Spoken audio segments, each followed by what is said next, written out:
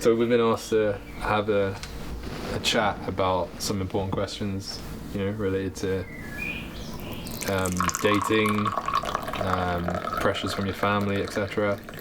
I've got a few questions in this bowl. We're gonna have some good tea. Sounds good. Yeah? Sounds good. Can it be tricky for young people from your community to go on dates before marriage? Yeah, definitely. The number of times I had to sneak around or just tell them I'm going to the library, anything but going out with a girl. I've never been able to tell my parents about who I'm dating or anything to do with girls. But is that because you are not supposed to date before marriage? Is that why? I don't know. Like, we just never actually acknowledged it in our family. Like, I don't know if they're okay with it. I don't know what they are okay with. So we just don't talk about it. So it's something you don't talk about? Nope. Do you watch Asian movies? Do you watch Bollywood movies, all that? Not in a while. No, in a couple of years.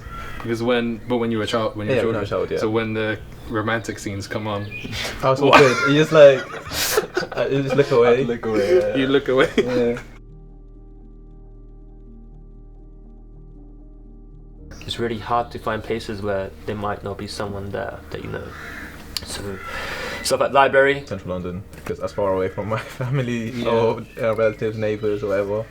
Because there has been times when a neighbour sees me and then goes and tells my mum. I'm like, I have no idea what that has to do with them, but yeah, it is definitely hard in the Asian community, I think. What kind of pressures are there on young people to wait until marriage before having an intimate relationship? I mean, so as a Muslim, right, so we're expected to not have sex before marriage.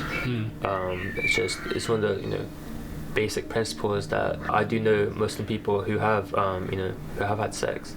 And they hide it. They hide it. From each other and their families, or? Some people do, they just don't want to tell anybody, whoever they had it with, they want to keep it just between them two.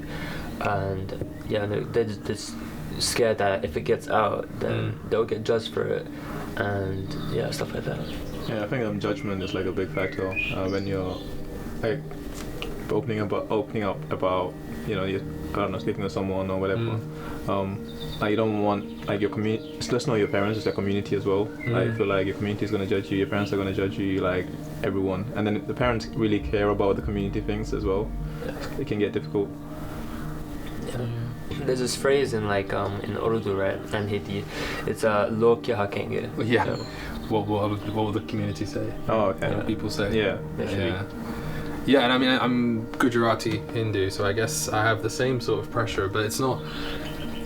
It's like it's not something that everyone abides by. Definitely, but the same mentality that you're scared of people finding out, so you want to sort of keep things to yourself. Sometimes you don't know who to trust, but the main fear is your family finding out. Yeah, and so staying a virgin until you're married is just something you have always on your mind, like that's something maybe you should be doing, but at the same time you're not sure if you want to. What would you say to a young person about using a condom to protect himself from STIs? It's important, like especially young people. It's so prevalent in our age group to get chlamydia, gonorrhea, and from a medical perspective as well. I mean, you can agree that it's not talked about enough. Yeah. People should have a heightened awareness, especially if you're sexually active. So definitely it's not talked about enough. Yeah, I think it is very underdiagnosed. Sexually transmitted infections are very underdiagnosed, not just in Asian community, in young people and even elderly people. But I can imagine, given all the pressures we've been talking about, that talking about sexually transmitted infections is also something that's definitely tabooed. It's embarrassing. People don't want to be associated with having chlamydia because people want to have sex, right? And if you have an STI, you're less likely to be sexually active. Last question. Do young people know where to get condoms discreetly if they're dating?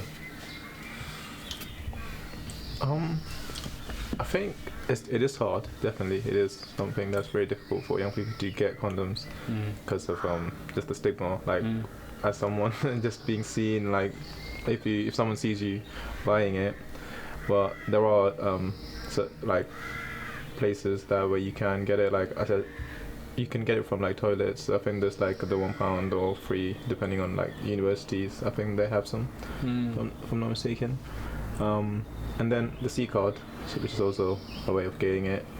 Like you don't want to broadcast to the world that Yeah. I'm getting freaky tonight. You know, you don't want something like that happening. Yeah.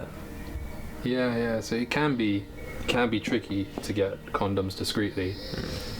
But there are ways. Yeah, no, I completely get why it's hard to get condoms discreetly. I get that, but I just think that we should encourage people to try as hard as they can to get these condoms discreetly, because sexually transmitted infections are very underdiagnosed, right? Yeah. So many people have it and don't know, and I'm not just talking about HIV, but also chlamydia, gonorrhea, genital herpes. And there's more as well, and I just think I want to encourage people as much as possible to find ways of getting condoms, because there are ways that you can get condoms discreetly. And it's so important to realize that your health is so important. You shouldn't take risk of it. Yeah, the difficulty of going, difficulty to get a condom shouldn't stop you from risking your health. Yeah, I agree. Yeah. Like long-term shame, short-term shame, long-term benefit. Yeah, that's what's most important. Definitely, I agree with you.